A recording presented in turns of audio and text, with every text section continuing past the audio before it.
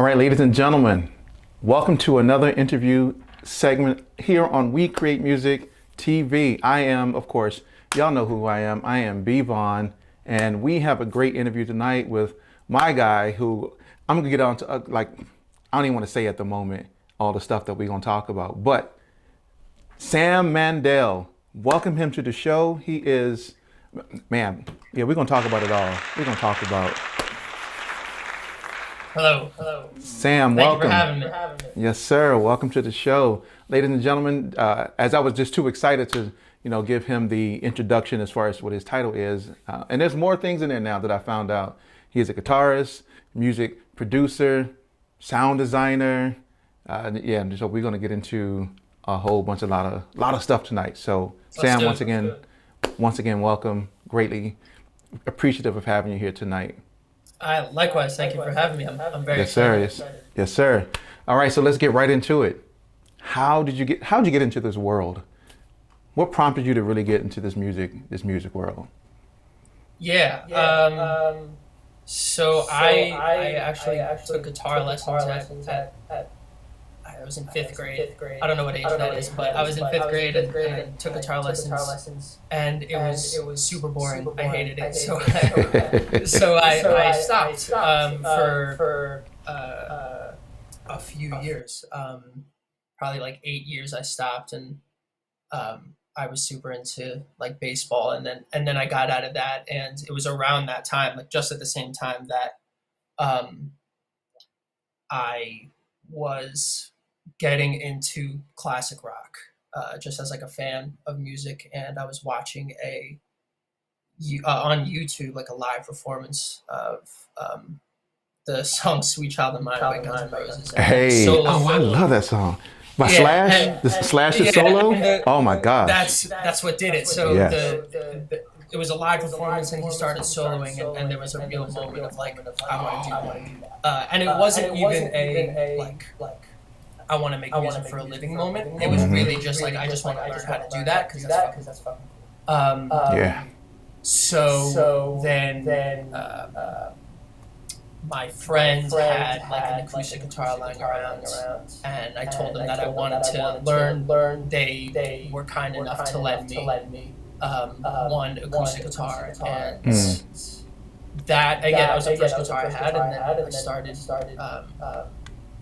started learning songs because I didn't really know what else to do. But and then like the classics, like "Smoke on the Water" and a super basic version of Iron Man, and as cliche as it is, Wonderwall. But I started learning songs, and then like a month later I got an electric guitar, and I mean, I've really just been playing ever since. It just hasn't stopped. I've continued to get new guitars and new gear, and it stayed as just interest in guitar for a while. So I started learning guitar at 15, and then come about like when I was 20, I wanted to be in a band. I was in college, but I didn't have anyone to be in a band with. So I got a version of Logic Pro, and I learned that you could make beats and make music on your own. So I got Logic, and I kind of just said to myself, if I don't have a band and I still want to make music, I still want to do something with this. So I started. Wasn't very good at first, as everyone is, and then. That's right. We all suck in the beginning. Yeah, for sure. It's funny, like going back to some of those too. But then when I got out of school, my cousin was in an iStandard beat battle. He invited me, and I watched. I was like, I gotta be in this. And the next one, I signed myself up. And that was really like the true entry into the music industry, or what I knew of it at the time, or what I only had access to at the time. So, that was my entry point right there. Wow. Yeah. I mean, Hatch put on some great showcases with Hatch. So Hatch I know, Yeah. Don, I know who Don is. Same. I've met Don, but Hatch, I know. Hatch is like, that's my guy. I know Hatch. Yeah. But everybody else, Shout Don, out to Hatch I don't know. for real. Yeah, shout out to Hatch. I was going to have him on the show one day. I need to actually get him on the show. Not to segue, but Hatch, I'm just going to text you. So, but yeah. You know, what's really interesting is, even for myself, that's kind of how I got introduced to iStandard, to the whole music world. I mean, well, even before that, I had a friend who produced music, but I really got heavy into it when I learned about iStandard and having to go to those competitions. And lose it. That's what it is. It's like when you go there and you don't know how good people can be, and you don't know that there are so many different ways to be good. So I like my first showcase. I was so unprepared. I was so like these beats that I brought. They were not at all what they should have been, and what the quality was from everyone else. I mean, but that was my first time, you know. So I like as soon as I heard how good everyone else was, that I was hooked. And I kept going back, and it was really a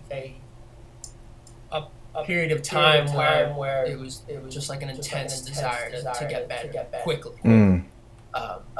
You know, because they kept there were new showcases every few months, and I wanted to be in them, and you can't show up worse than you were before. Like you have to be better. That's right, because so yeah, I mean that was a huge factor in my development. Oh yeah, look, I'm sure, because if they, oh my gosh. So the very first one that I went to, I had seen them before, but one came when I was living in St. Louis. They came to St. Louis, and it was Don, DJ Payne One, and it was supposed to be Black Metaphor, but something happened. He couldn't show up, so it was just Don and DJ Payne One, and there were 13 of us, and this was my very first showcase, and I came in second, and I was like, oh shoot, nice, right? I was like, cool. And so they were like, congratulations, you came in second. Actually, when I came in second, it was a tie between me and the guy who placed first, and he won by 1 point. But I was like, oh, yeah, now you can go to the Beast of the Beast.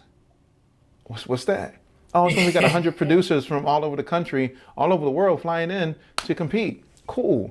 But before that, you know, I went down to the, they used to do the summits, right? Every year. Yeah. And so I came down to the one in Atlanta before I moved down here, and I entered in that one. I won one. I mean, I won not one of those. I won a match between me and another guy. Yeah. The next one I got up there, got destroyed. I was like, oh. Yeah. But what I love about it, and this is for anybody who's out there who's looking to do those types of things, it forces you to get better. Yeah, absolutely. Yes, it does. Forces you to get better. Few things humble you like that. Like, ooh. You know, because they especially. Well, I mean, it's two things. It's like if your stuff's not good, the crowd is gonna reflect that. And if your stuff is good, the crowd is gonna reflect that. But you know, if your stuff is bad, then the judges are gonna let you know. And they're not gonna sugarcoat it. That's right. And they shouldn't. You know. I mean, and that's the purpose. They shouldn't. Yeah, exactly. That's right.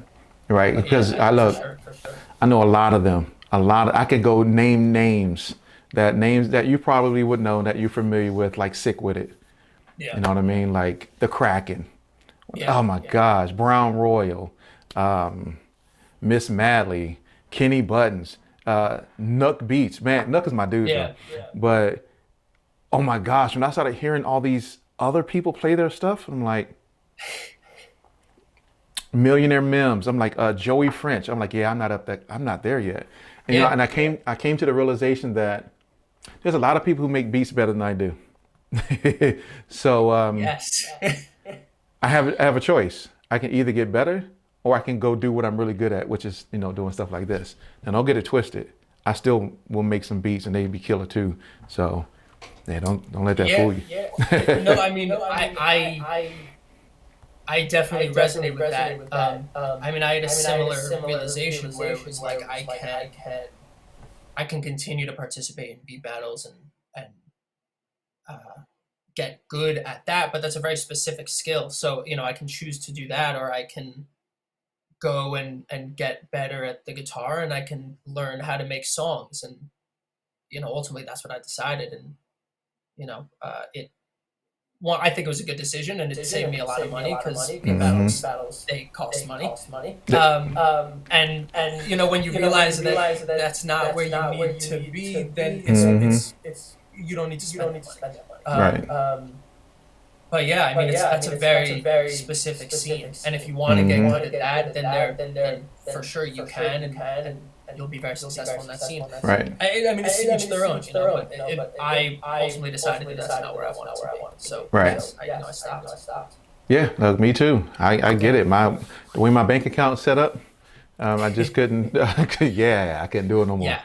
Yeah. And then every time I went, I got beat. So I was just like, you know what? I'm just going here for the networking and the opportunity to be around like-minded individuals and to, you know, really meet, you know, those individuals like Focus, because, you know, those things allowed me to still do things. Like I ran into Focus and met Focus at one of the beat camps. And then a couple years later, I had Focus as part of one of my panels for We Create Music TV. And so that allowed me to build those relationships. And for all the people watching, networking is amazing. If you're not, well, I don't know how we're going to really go to that many events today, but where you can go to things, meet people, collaborate, network with people, because that builds up your network and people that you can call on and pull resources from, and also to give back to as well. So yeah. Some of my tightest relationships still were formed at those events.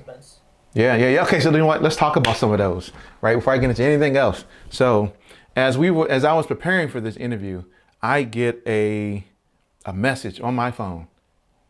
See if he's watching. I get a message on my phone. Hey, what's up, bro? Thanks for having Sam on. You know, that's my guy. Much appreciated. And I looked, and it was from Payday. I was like, oh, that's my dude. Yeah. I was like, oh, so he's part of the homie clique, right? He's homies with my homies, so that's what's up. So yeah. And so I saw that, I was like, that's awesome, right? And so, you know, how did that relationship come about between you and Payday? And I'll now move into getting into that other thing I want to talk about. I think if I remember correctly, it happened at Clubhouse when I was on there, like when places were still closed down and people really still had to be inside, and I was on Clubhouse for a bit. If I remember correctly, I think that's where our relationship formed. Okay. And then he reached out, asking for some guitar work, and I am generally very open to that. So I did.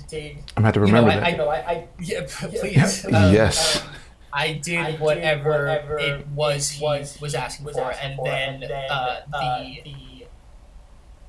the situation then transformed into like sample packs and sample creation. So it was, and then it became way more collaborative. And it was you know, he hit me up. He was like, hey, I have this you know, company I'm starting, and I have it. I'll like do these drum loops and these drum and bass loops, and then you can add guitar over to it, or vice versa. If you have guitar loops, and I can add stuff like that. And then. But all of that, at least from my memory, was happening before I even knew like what that would amount to, because so many times like you someone reaches out to you, you do work for them, and then it falls into nothing. So all of a sudden it transformed into like an actual sample pack that he was selling with our names on. And then you know. We both enjoyed working with each other. We both enjoyed what was being made, and it just turned into let's do more. Which is exactly what we're doing. And, you know, we're in the process of making another one right now. So Yeah, I mean that's our relationship. It's super recent. I think it happened like 2021. It's Okay. It's been like a year. Of knowing Wow. him, but it's been a very short, but also very positive relationship for sure. Good. Yeah. From what I know of Payday, and we've known each other for a while. I mean, he is that type of person. If he's going to reach out to you, there's a commitment behind it that he's going to ensure that whatever you guys are working on it comes to fruition. And so For and, sure. and he's a super humble, cool dude anyway. So Super nice guy. Yeah, absolutely. I mean, super nice guy. Not everyone is both of those things. So it's always very nice when these relationships I didn't know what to turn. That's right. That's right. Yeah. So the name of the company is Multicolor Samples. Yeah. I didn't even mention that. No, that's great. Look, I was if you didn't. And so I had a chance to check out. Of course, I had a chance to check out some of them because I know Payday. Yeah. And so, you guys do some. For those of you who are looking for some great sample packs, now I guess the question is: are they royalty free or master clearance guaranteed? I think they're royalty free. Okay, like you got to, because there is that when you look at sample packs today, there's either or, and then in the contractual language, there's royalty free if it's this, but it's master clearance guaranteed if it's this. Right, so if you are only selling it for beats, your own projects, website stuff, selling on BeatStars or Airbit and stuff like that, it's royalty free. But if I'm selling it, if I'm giving it to Drake, it's like we're gonna, it's right. Yeah. Right. Yeah. It seems like something I should know about my own sample packs. Right. Sorry for getting you. I'm sorry. It's okay. Payday, I apologize for that. Yeah, I mean, but that's the thing. Just really understanding both of those type of contractual commitments to the sample packs, because you guys make some great sample packs. I mean, when I had Payday on the show, he sent me one, and I was like, oh, what is this? What is this? Thank you very much. Yeah. Especially, anything with guitars and they sound amazing. And then you can do so many different things with guitars and put so many different types of filters and stomp boxes and all and it's just crazy. And so ladies and gentlemen, make sure you check out Multicolor Samples. And he can do all the plugging, but I mean, they do some great work. So I want to talk about the sound design process. I mean, so what's that like for people who want to get into sound design and creating these types of sample packs for other people to? Not saying I want people to be your competition. That's not what I'm saying. Right? But I mean, just from a general perspective, like, what does it take to really create and design sample packs for other people to use? That's a good question. Because I don't know. I mean, I make if I'm making a beat, I'm making like a whole beat. Yeah, for sure. I mean, I think one big thing is movement. A lot of times, just like 4 to 8 bar loops don't cut it. There needs to be movement within the sample, and it needs to be longer than that. Like even something like 16 to 32 bars, but it needs to move, and it needs to have like a clear theme. And that was like, just going back to Payday. I mean, that's something that he definitely helped me realize too, because a lot of times I would just be sending out these like 8 bar loops, and whether or not people like them was to be determined. But in regards to like a really solid actual sample pack, I mean, movement is big. I think like most things, authenticity and originality. You need to be making your own thing, and it needs to be something that you are confident that people can only get from you. Right. I think. And look, there are a billion other guitar players out there. I'm not the only guitar player ever, but it's about what you play and how you play it and your style. And if I don't know, like everything. Yeah. You know, if you Yeah, I stay mean, true to yourself and your style, then it'll stand out. hmm I mean, because there are a lot of sample packs that I've listened to that bland.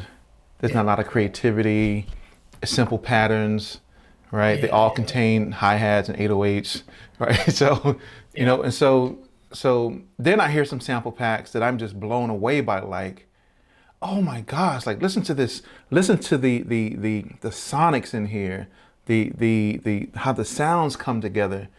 And you know, I got a video that I'm getting ready to do. I'm just trying to figure out how I want to do it. It's called 5 Things I Hate About Sample Packs. But but that's one of them. It's just the fact that there's a lot of them are just unoriginal sounding sample packs.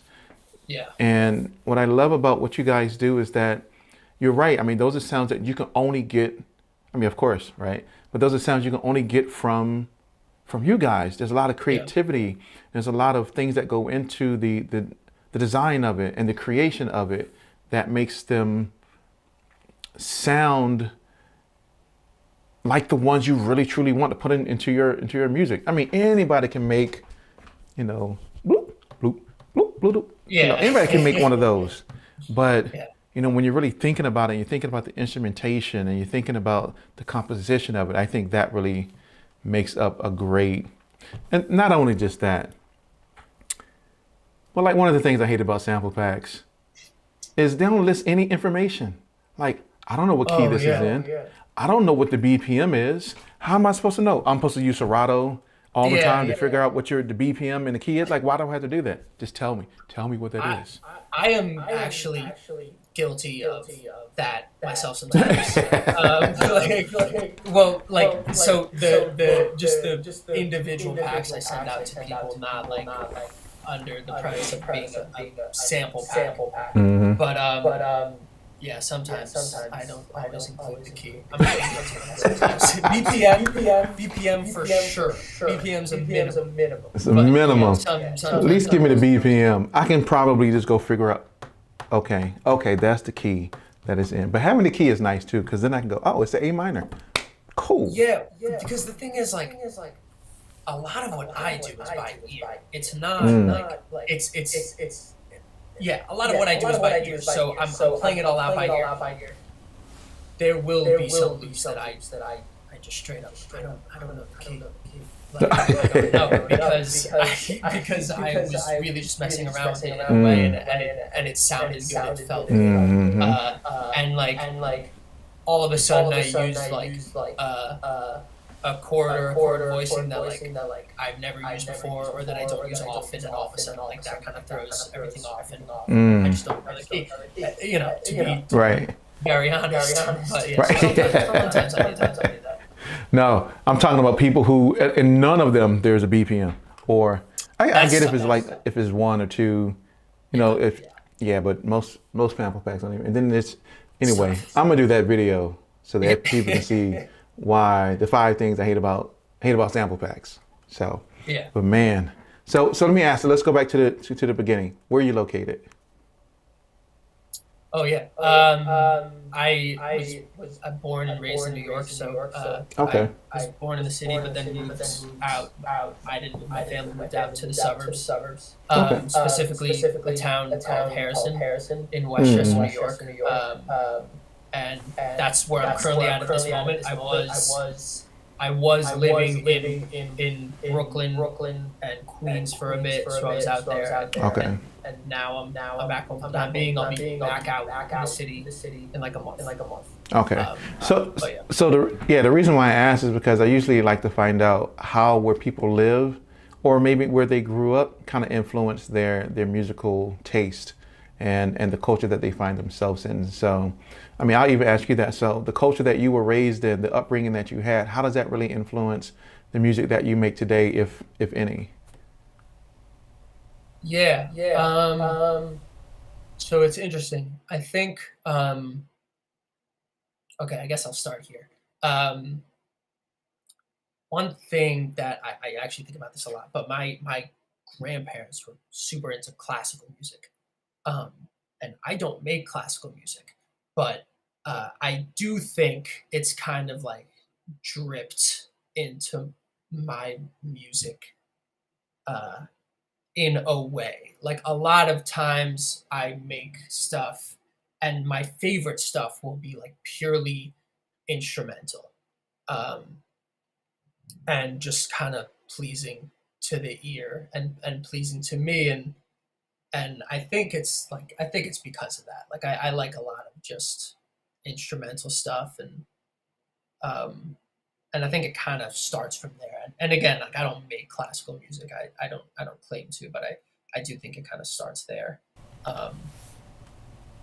And then my dad is who got me into all like the classic rock, and honestly, like a lot of bands I still listen to today. Like I have a very vivid memory of like being like 5, and my dad was playing like System of a Down. System of a Down. And I love them. Like they continue to be one of my favorite bands. Right. Yeah. And like, Rage Against the Machine, like I discovered from my dad, and like Guns N' Roses and the Chili Peppers, and so that's like that's where it started. And I wouldn't say like the culture of Harrison, New York, like influenced my music taste or my music career. It was definitely more my family. But I also learned a lot of stuff from my brother, just like a lot of very cool, or what I thought was cool music from my brother. A lot, like I learned about like Wu-Tang from my brother. And Wu-Tang. Yeah, exactly. My favorite group, hands down. Yeah. Oh my God. And like Illmatic, I learned from my brother, and jam bands, which I like a lot too, and just a lot of like cool things that I still like. I learned from them, so it mostly comes from my family. Okay. Yeah, again, I wouldn't say like the culture of Westchester, New York, really. Okay. Had a great deal of impact on my musical taste. Right. I mean, the reason why I like to ask that is because sometimes we find ourselves in a certain environment, and that environment kind of shape the whole. And if I was thinking about from this perspective, there's that whole nature versus nurture type of debate. Some people are born with innate type of skill sets for music and talents and etc. But a lot of it's shaped by your environment. And what I mean by that, as you were explaining, like your family, your family was a huge influence on you as a youth growing up. And I'm sure some of those bands that you've listened to and still listen to today influenced how you play guitar and all those different things, right? Like you said, that solo from Slash is a world famous solo. Yeah. That was a very fork in the road, like life altering moment for me, for sure. Right. Yes. And and the thing is, I grew up listening to those bands too. Most people think I grew up listening to, hip hop, and I did listen to R&B. Huge R&B fan. But trust me, there was a lot of Guns N' Roses and a lot of Van Halen and a lot of Megadeth and a lot of Iron. Those groups in there. Like there was just all those, because I like how they sounded. Now I listen to. I have a playlist on my phone with all of those classics on it, and every time they come on, like Nirvana, right? Yeah. Smells Like Teen Spirit. As soon as it comes on, it's like you get into that mode. But I mean, when I was in high school, a lot of my friends listened to and I went to high school in Germany, so. Oh wow! Okay. So most of my friends were listening to, they listen to rap, but they really were listening to rock music. So that's how I really got into it. Right. What? Where in Germany? Gießen. Okay. Yep, Gießen, Germany. I used to live in a small town called Kirchgoins. Yeah. Wow. That's cool. Yeah. I know, right? Yeah. That's very cool. Yeah, Germany. I would love to go back though, because they had the best Wiener Schnitzel and pommes frites. I'm sure. Oh gosh, it was crazy. I've always wanted to visit. That's very cool. Yeah. Oh yeah, Germany's is great. I have a cousin who lives over there. He was. I don't know. Let me say he was. You probably watch it. I don't know if he still is or not, but he was a huge rap star over in Germany. like Okay. huge Yeah. rap star in Germany. But yeah, but you know, you just be surprised the environment that you grow in and the influences that you have.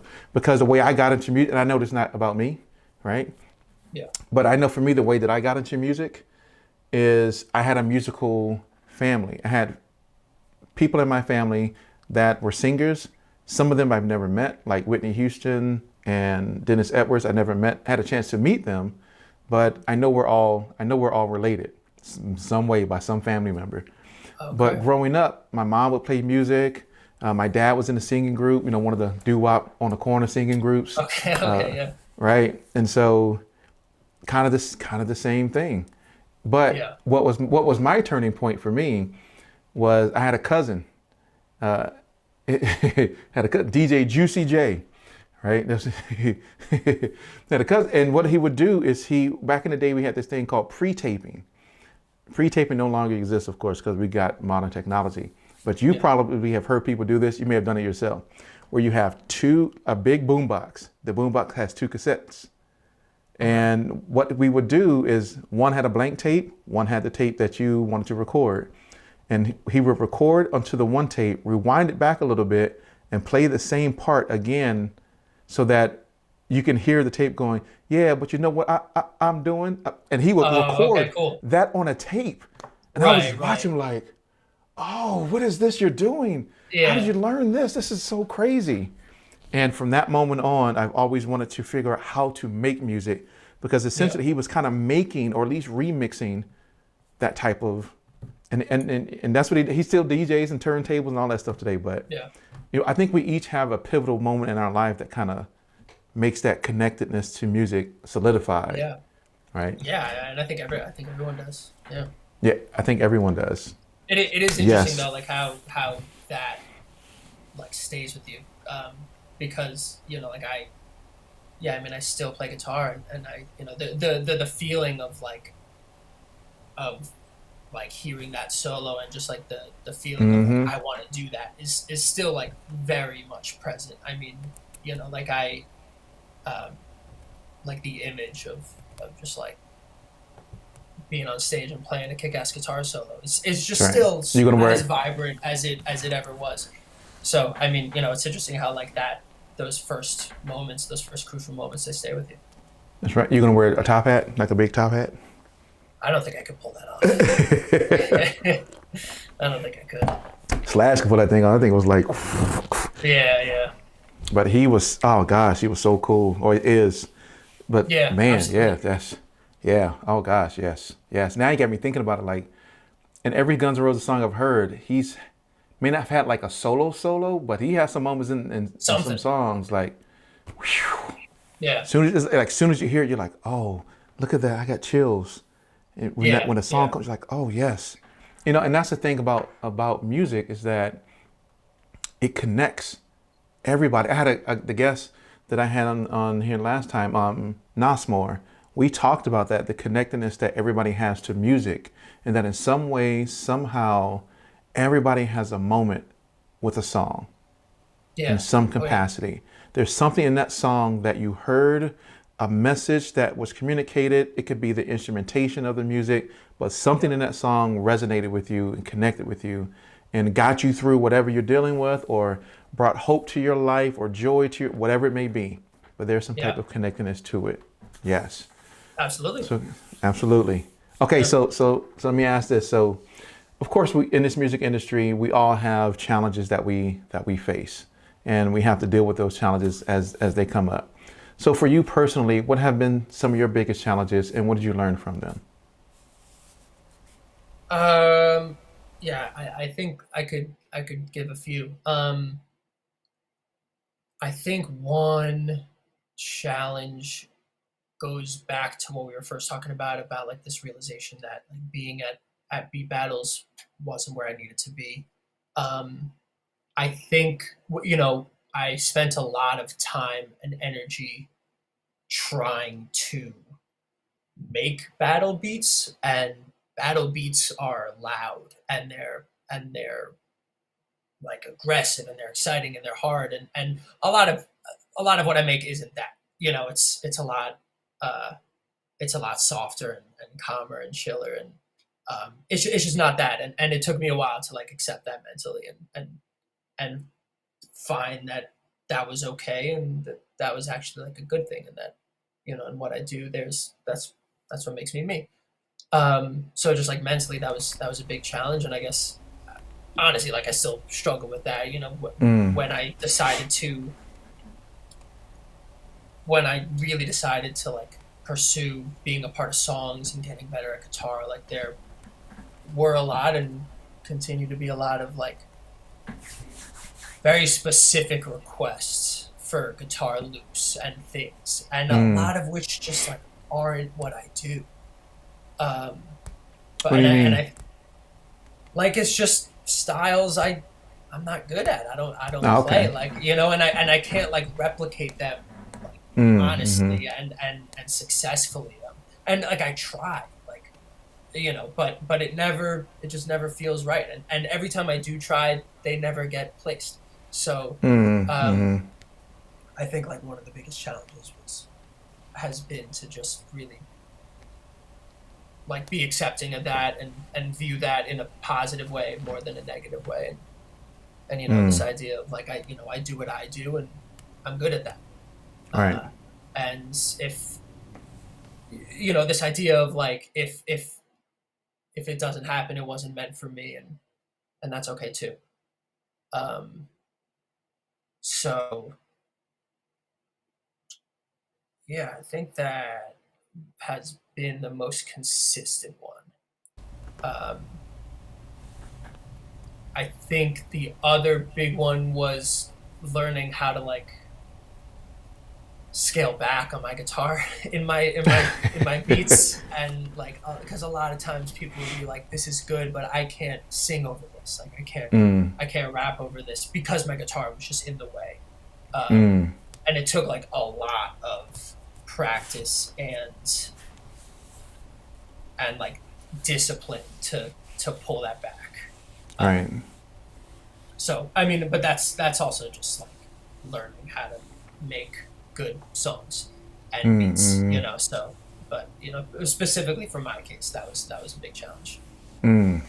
Yeah, I think a couple of things you said. You know, one, you can only be yourself, right? And so identifying where you are really strong at and capitalizing on that, that's a great thing, because you know, we can be good at a bunch of stuff, but what are we really great at? And how can we maximize what we're great at doing? Because what we're great at doing is what is going to really catapult us into wherever that may be that we want to be in. You know, where a lot of people sometimes focus on, oh, I have this weakness, let me fix this weakness, but they don't really focus on that strength that they have. And that strength can end up becoming a weakness if they don't nurture it and cultivate it appropriately. And so, I mean, just like you said, it's really finding, you know, I don't want to say your lane, because everybody uses that, find your lane. Oh, you know, find your lane. Like, you know, let me just figure out what I'm really good at doing, and let me go do that. Or even though I can do, so like, I'm good at making music. I know, I'm good at making music. I am great at leadership and bringing people together and organizational development and doing a whole bunch of other things. So let me go do that. And I can do that great. People say I'm good at interviewing, I guess. I don't know. But so this is what I'm gonna do. And I'm good at what I do. I'm great at what I do when it comes to this. And you know, those different areas. Sure, I can focus on making music, but am I really, really great at making music? I'm not trying to downplay myself, but I know what I'm really, really great at though. Yeah, absolutely. I know where that strong suit lives. So I think that's important, as you said, that people need to find out where they're really good at and run with that, because you can only be you, not trying to fit into a different mold, not trying to be something for somebody else, but 100% being just you. That is I mean, there's a lot important. Of like, there's a lot of like mental strength and like, you know, accepting that too, that like this over here is not for me, and that's okay. Right. Not everything is going to be for me. And you know, because I think I think when you want to be a part of something, like I think it's very natural to want to be a part of it all. I want to be a part of everything. Yeah, FOMO, like right? Right, like yeah, for sure. But you know, not everything is for you, and it takes like a lot of mental strength to be okay with that. It took me a lot of mental strength to be okay with that, but you know, I made it. Yeah, I mean, and that's what you need in this music industry. You got to have that mental dexterity to really make it within this industry, because it will eat you up. Oh my gosh. If you're not careful, it'll have. And they'll take advantage of you for sure. Of course. That's, you know, Issa Rae said it best in her comment that she made. It is one of the most egregious. I don't know if she really said egregious, but I'm going to say it. Egregious. There's a lot of snakes. People want to rob you. There are. Yeah. But luckily there are people like Payday, 40 Mil, Anatomy, myself, yourself. I mean, there's people out here who want to do good by others. But shout out Anatomy. He's a homie. Shout out Anatomy. Oh, look. Okay, look. So I don't know if I ever talked about this on this interview. Maybe I did. So I interviewed Anatomy on the show. Like even before we started doing this whole thing virtually, he came over to the house. I had the setup. He came over. I think you saw it. I don't know if you saw that. You probably saw it. Yeah. So during that interview, we're talking about all types of stuff, you know, dealing with music. I'm mentioning things and they're like, yeah, I have a best friend, you know, that does music too, and blah, blah, blah. He's like, oh yeah, that's cool. And we're talking about, I can't remember everything we talked about, but I think in there we were talking about having a website and doing some things we were talking about. So after the interview, we go downstairs to my, you know, music studio. Yeah. And I pull up my website. So back in the day, like it was years ago, a couple years ago, I used to go by another name, not B Vaughn, which is my real name, but I used to go by Strychnine Music, which was my producer name. Okay. And so I pull up the website and Anatomy looks at it and he looks at me. He's like, you're Strychnine? I was like, yeah. He was like, you know Nab?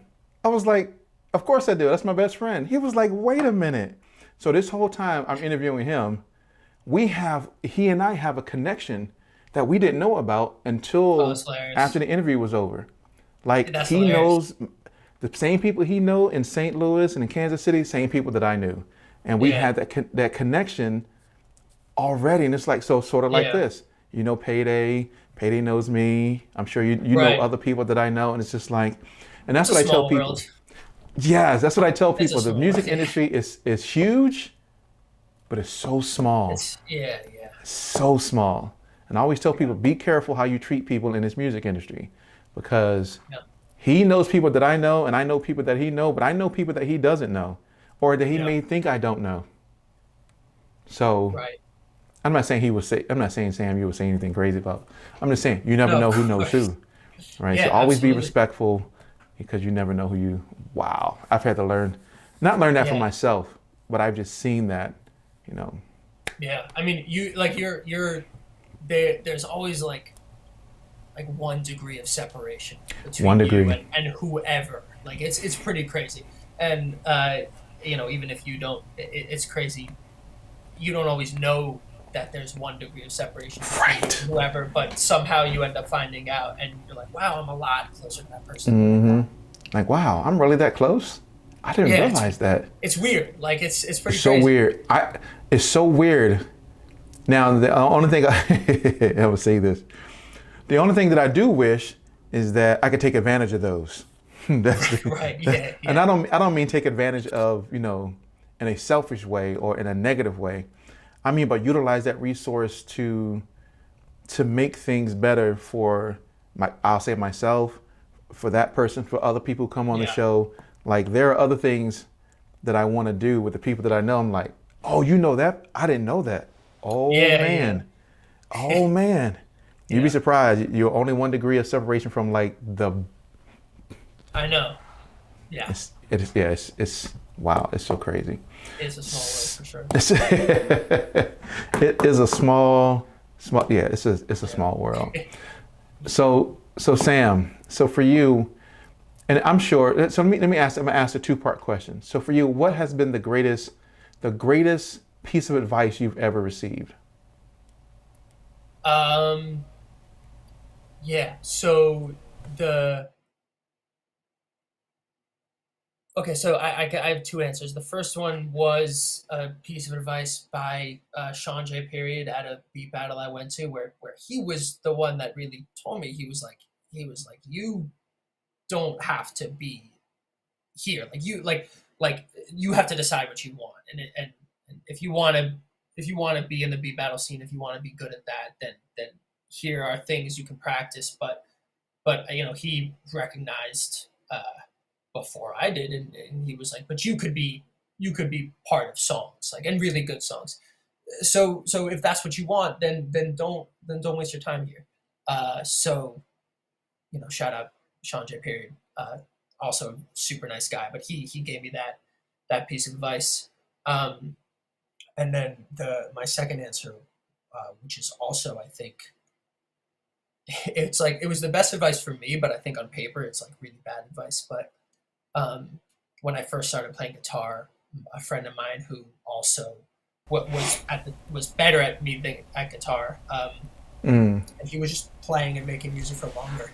I had no idea what to do. Like, I was literally less than a month in. I didn't know how to practice. I didn't know what to do. And I asked him, I was like, what do I do when I pick this up? And he said, just play, which is, I think, it's such a vague answer. Like, that's such bad advice. That was not what I was looking for. That was not what I was looking for. But at the same time, I got it. Like, I just understood. I was like, oh, okay. Like, and then I did that, and that has been, and like, here I am 10 years later. So, I'm not sure like what I would have done if he didn't say that. I'm not sure how long I would have just flopped around, like, doing nothing in the guitar. But I still, like, that's still such a big part of my, like, approach to just picking up the guitar. I mean, like, I've developed a practice routine that I do, but a lot of it is just pick up and play. And you don't got to play anything. You don't got to play. You don't got to play a lot. You don't got to make something. Like, just play. And that's just for the enjoyment.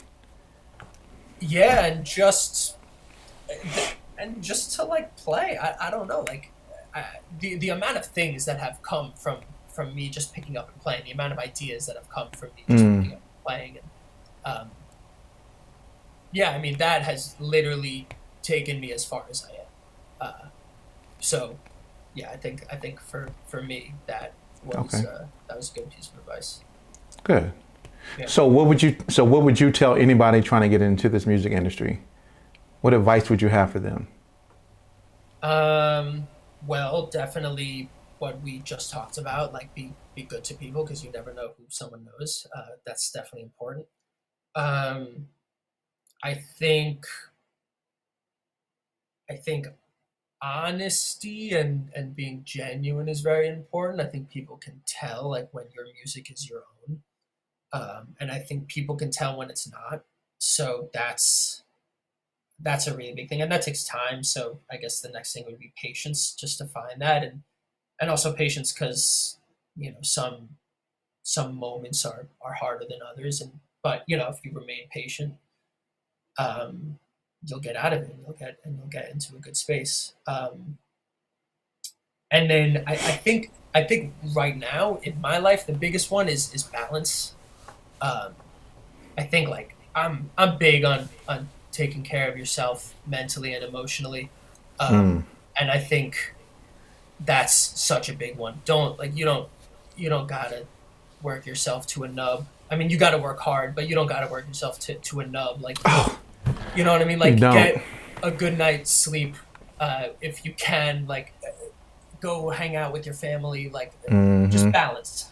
I think that's super important. And that's not something everyone tells you when you're coming in. When you're coming in, people are like, work harder than everyone else, don't sleep, don't have any friends. And I think that's awful. Look, I am going to I usually don't do this, but I'm going to pull this up. And I'm trying to see if I can remember where this is. Because,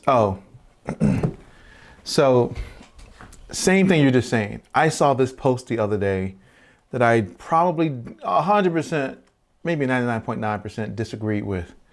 But I didn't chime in, right? Because I'm like, of course. Yeah, I'm not wasting my time. Absolutely. On this one. But here's the post. I'm just gonna read some of it. I want your thoughts. It says, as an artist, you got to be willing to sacrifice your personal life in order to commit to your artistry. Do you think that's true? Do you think that you think? I think it's not as hard of a line as those posts draw. I think every time those posts are made, it gives off this impression that you have to say goodbye to your friends and family, like, if you want to be an artist. But I mean, there is truth to that. Like anything like this, and anything you want to be good at, like you have to put in work. And if that means you got to put in work.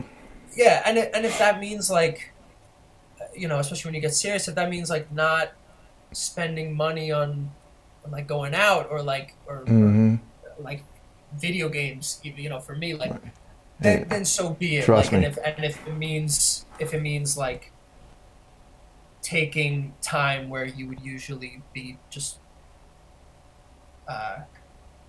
going out, I guess, or relaxing and working, like it does mean that, but not to the extent that those posts imply. It's like, oh, you got to give up your personal life completely, and it's like, well, not necessarily, because you still have to have that. You have a wife, and all you do is stay in the studio all day. There's gonna come a time when you don't have a wife no more. It's just. Or like, look, I don't have a kid, but like, what if you have a kid too? Like, what if you have a kid? You have to feed your family. What do you like? I'm not feeding you because I need to be an artist. Go feed yourself. It's like, well, wait a minute, it's a newborn. No, I can't feed. I think those posts are crazy. I mean, right. So look, it said Kanye's personal life is in turmoil because he's fully committed to being an artist at all times. That's the difference. I don't think that's true because Kanye is out there doing celebratory things. Yeah. Right. It says songwriters can have personal lives outside and still enjoy their days. That's why they're able to write those songs. That's why they have stage names, because they're fully committed to the character and to the art. I don't even know Doja Cat's real name, and I don't care what her real name is. But I don't think that's. Like you said, and there's a whole lot more that's going on in this post, but I don't think all of that is true. Some of the most successful people that I've seen have a great work-life balance. They know how to do the job that needs to be done, but they know how to also incorporate everything else within that, right? And they make those out. I remember I had a friend of mine told me one day that he was on his honeymoon. Or vacation. He was on vacation, not honeymoon. They were on vacation. Him, his wife, and his family were on vacation. He got a call. Hey, can you come to the studio because we have, I don't know who it was at the time. We have Justin Timberlake in the studio. Okay. Yeah. And we're recording Justified. Can you come and be in the studio in 4 hours? He's like, yeah, sure. I'm there. Let's go. And it's like, wait a minute. I get it though, right? I think that's such a. Okay, I'll add that to like my list of challenges, because I think that's such a big fear, like for producers and songwriters, where because people will hit you up out of nowhere, and I mean, and the reality is you're either available or you're not, right? I mean, those are the only two options. There's no in between. That's right. So the fear is that I can't do anything because I need to be ready for that, and that's an extremely toxic and unhealthy perspective. But yes, it is. But it's also not entirely unjustified. Like I understand it. It's real. But it also took me a lot of time and also conflict between people in my life to learn that if I make plans with you, those are my plans. Like outside of music, if I make plans with my friends, I have plans that day, that time. Sorry, I can't make it. Like, and I've gotten a lot better at saying no, because I mean, you know, and again, like, you know, it's a balance, and again, you know, work needs to be done, and like the unfortunate truth is that, like, yeah, if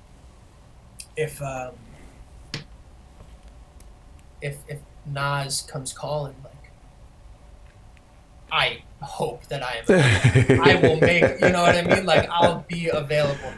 Look, like, that's very real, but at the same time, you know, it's a tough and unfortunately toxic balance that exists. It's tough. It's that FOMO, right? That fear of missing out. That fear that if I'm not available, then I can't be on that particular record whenever this person calls. Now, which is like, devastating too. Like, devastating. I missed out on the biggest record. I have missed out on a few sync placements because of that. Like, and it's devastating, and it hurts a lot. Yes, it can. You know, I don't know. Yes, it can. I think too, if you keep pushing, you know, like if you don't stop because of that, like tomorrow I'm right back to work, and they'll come back, you know. Right. And I mean, it's like you said, it's that balance, right? So if Nas called and I'm on vacation and I'm like, okay, here's the situation. I'm explaining to my wife the situation. Now, based upon what we talk about, that's the direction we're gonna go in. I'm not gonna just pick up and leave. I don't know if that's what happened in that situation with this particular friend of mine. Yeah. But I know that, hey, I just got a call from DJ Khaled, which I love DJ Khaled. I know most people don't. I love DJ Khaled. If he calls me and is like, hey, I need you on this next album, then if I'm not doing anything, cool. But if I'm like with my kids or I'm on date night with my wife, and there have been times when something has come up and I'll go, hey, this is the situation. She's like, okay, cool, let's go do that. Right. Let's go do that. It doesn't always work out like that, though. But it doesn't always work that way. Yeah. Right. But it is having that balance with your family, with your friends, with whoever you make, because we've made commitments to people.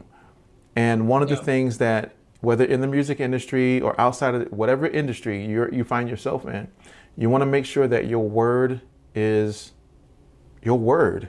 Yeah. And so if I'm doing something at that time and I gave my word, it's tough, because I think what that, like, with those posts and that whole like mentality implies is that like the other relationships in your life just don't mean as much. Right. And like we're talking about like your family potentially, like your mom, like and, you know, everyone has like a different relationship with their parents. Like that's one thing, but like, you know, like, but your mom, what are you supposed to say? Like that those relationships like don't matter as much. I mean, that's right. Clearly, that's not the case. But you know, that's the excuse me. That's the danger of those posts. Yeah.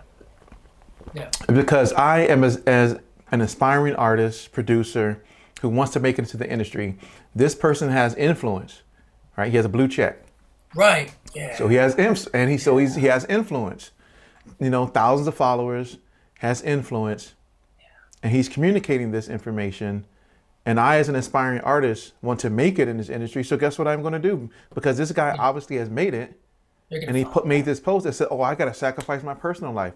Okay, then that's what I'm gonna do. You're gonna, for sure. It's right, and I don't think posts like that. The context around those posts, the intent around those posts, need to be clarified in the beginning. Hey, here's why I'm putting this up, or something. But you just blindly put it up, and then you got tons of facts, bro, facts, fire. Yeah, that's true. And it's like, not necessarily. Is it all true? So, and so anybody watching, I would tell you that just be careful what you read on social media, because it's not always what it seems. Yeah, right. There's more that goes into it. To take it a step further too, like, and you know, this is something that I've dealt with, and I'm sure that other people have dealt with too. But like when you deal with things like anxiety and depression, I mean, like you have to have that balance and not have that perspective, because it's gonna it's only going to hurt you further, you Right. know, and like, it's, you know, and look, we all like go through those things. So, I mean, and again, it's almost like that question of like, if you're in that moment where you are just struggling, like personally, like what, like, are you like, does that not hold weight in your, like it needs to, like it needs to hold weight, like your own mental health and well-being, like no, that's right. Take the time, get better, do what you need to do, and like I don't know, for me, like my guitar will always be there, like, and you hope that or I guess the goal is to create like good enough relationships to where you can be open about that too.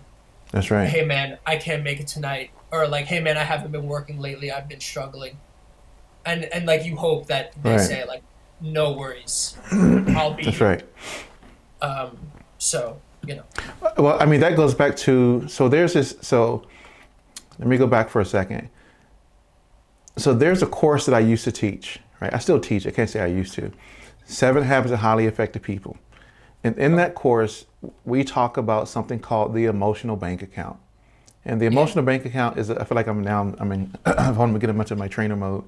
The emotional bank account is a metaphor for how much trust exists in a relationship.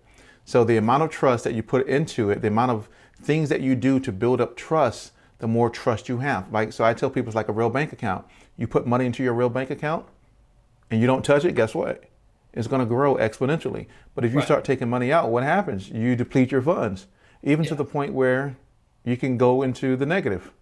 And so by building up that trust with your friends, your parents, your siblings, whoever they may be, they can have that understanding when you come to them and say, hey, you know what? This is the situation. Because they know that you are a person of your word, and you're not breaking it unless there's something that you need to do. And it's having that alone builds more trust. Yeah. Yes. Me coming to you say, Sam, hey, I got this thing I got to do. Okay, cool. You were man enough to come, or woman enough to come and tell me that this is the things. Okay, great. That builds up extra trust for me in that relationship. Yeah, and I think in the reverse, it's almost like worse to like, if you have nothing left emotionally and an opportunity comes up, if someone asks you for like guitar work, and I just don't have it, like, it's almost worse to then like put on a face and do it and like have it be bad. Right. Like, if like, and then that reflects on me. So like, I, you know, like, I want what I do to be good. And I've gotten good at, I've grown to understand myself more to the point where I know when I'm capable of that and when I'm not. And if I'm not capable of that, then, you know, I don't know. Sometimes it's almost better to fall back and not like, you got that right. Give bad, you know, bad guitar work to people. That's right. No, yeah, that's absolutely true. Absolutely, you got to be on top of your game. That's why that balance, that rest, and those things like that attribute to all those different things. Yeah. So absolutely. Okay, so let me ask you that. We've been talking for a while before we close out here. I want to know what's next for Sam. What's Sam working on, if you can say? But what's next? What's next for you? Yeah, exciting stuff. So more stuff with Payday for sure, which I am super excited about.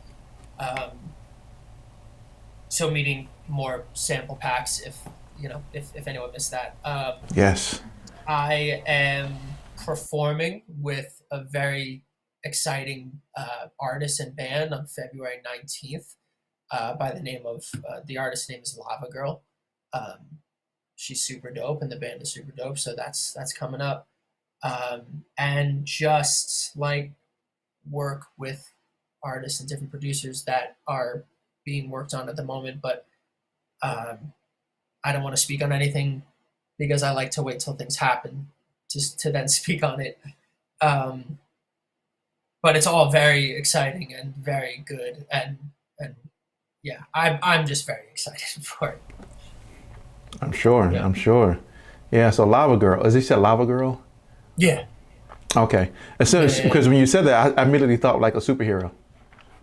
Well, yeah, like that. I mean, I don't know. There's a movie out there called Shark Boy and Is it? Lava Girl. Oh yeah, Shark Boy. That's right. Shark Boy With and a Lava young, Girl. with a young Taylor Lautner. With a young Taylor Lautner. Yes. Yeah. But yeah, I'm performing with her. I mean, I have a few artists that I've been working with. Okay. Yeah, it's exciting stuff. It's all good stuff, Good. and I'm excited for. And I mean, it's coming. Yeah. Good, good. I know how it is to speak on things that are in the works, and it's like, let me not talk about those things yet. I like to wait and make sure they come to fruition. Exactly. That's right. Trust me, I get it. I get it. So Sam, how can people connect with you? Where can they find your music? Where can they find the sample packs that they're interested in? How can they connect with you and what you're doing? I am mostly on Instagram. That's where I do most of my communicating. So you can hit me up on Instagram at Sam Mandell Music. Yeah, hit me up. I'm pretty open. So if anyone's interested in working with me, let me know. If anyone wants sample packs, let me know. And if yeah. Man, that's what's look, I am.